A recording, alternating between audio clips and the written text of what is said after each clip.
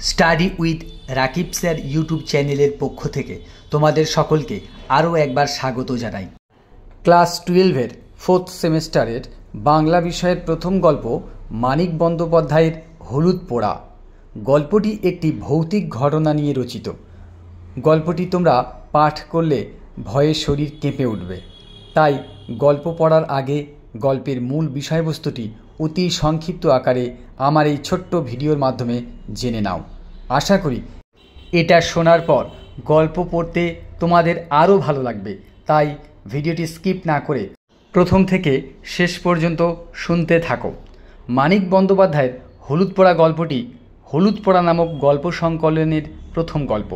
হলুদ পোড়া এমন একটি ভৌতিক গল্প যেখানে একদিকে গ্রামীণ সমাজের কুসংস্কার, অন্ধবিশ্বাস ও দারিদ্রতা, অন্যদিকে শিক্ষিত বৈজ্ঞানিক যুক্তিনিষ্ঠ চিন্তাভাবনার পরিচয় পাওয়া যায়।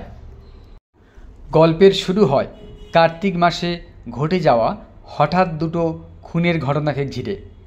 প্রথম খুন হন গ্রামের মধ্যবয়স্ক পুরুষ বলয় চক্রবর্তী এবং 3 দিন পর খুন হন 16-17 বছরের মেয়ে শুভ্রা। এই দুটি মৃত্যুর মধ্যে সম্পর্ক কী তা নিয়ে গোটা গ্রাম জুড়ে নানা গুজব, সন্দেহ ও ভৌতিক পরিবেশ সৃষ্টি হয়। শুভ্রার মৃত্যুর পর পাড়ায় নানা গুজব ছড়াতে থাকে। 21 দিন পর এক সন্ধ্যায় দামিনীর ওপর শুভ্রার অশরীরী আত্মা ভর করে। এই দামিনী হলেন বলাই চক্রবর্তীর ভাইপো নবীন চক্রবর্তীর স্ত্রী। দামিনীর ভূত ছাড়াতে গ্রামের নামকরা ওঝা কুঞ্জকে ডেকে আনা হয়। কুঞ্জ যখন কাঁচা হলুদ পুড়িয়ে দামিনীর নাকের কাছে ধরেন তখন দামিনীর মুখ দিয়ে শোনা যায় শুভ্রার স্বীকারোক্তি, আমি শুভ্রা, আমায় মেরো না, বলাই খুড়ো আমায় খুন করেছে। সেই সময় গ্রামের পাশ করা ডাক্তার কৈলাসবাবু এসে পড়ায় দামিনী সে যাত্রায় কুঞ্জর হাত থেকে রেহাই পেয়ে যায়। কিন্তু অচেতন অবস্থায় দামিনী যে স্বীকারোক্তি করেছিল সেটাই বিভিন্নভাবে গ্রামের মানুষের মনে নানা প্রতিক্রিয়া সৃষ্টি করল। অনেক কান ঘুরে এই কথাগুলি ধীরেনের কানে গেল। ধীরেন শুভ্রার দাদা, সে গ্রামের বিএসসি পাশ করা শিক্ষিত যুবক। সে ভাবতেই পারে না যে বলাই তার রক্ত মাংসের হাত দিয়ে শুভ্রাকে খুন করেছে।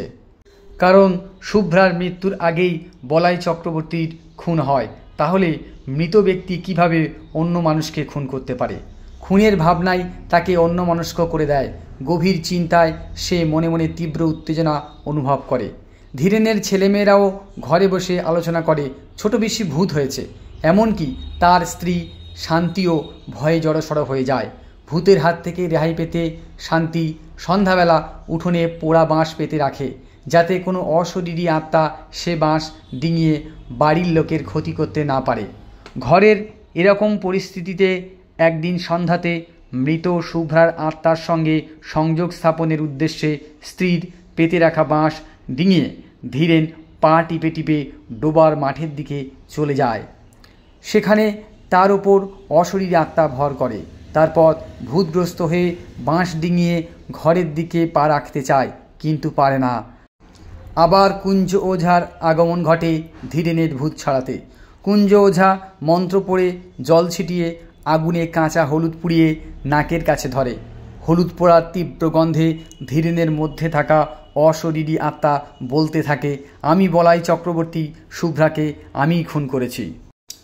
এভাবেই হলুদ পোড়া গল্পের কাহিনী শেষ হয়েছে। গল্পটির কাহিনী শুনে তোমাদের কেমন লেগেছে তা কমেন্ট করে জানাতে পারো। তাহলে আজকের মতো এ পর্যন্তই। কথা হবে পরের ভিডিওতে। এর পরের ভিডিওতে থাকবে হলুদ পোড়া গল্প থেকে গুরুত্বপূর্ণ প্রশ্নের সাজেশন।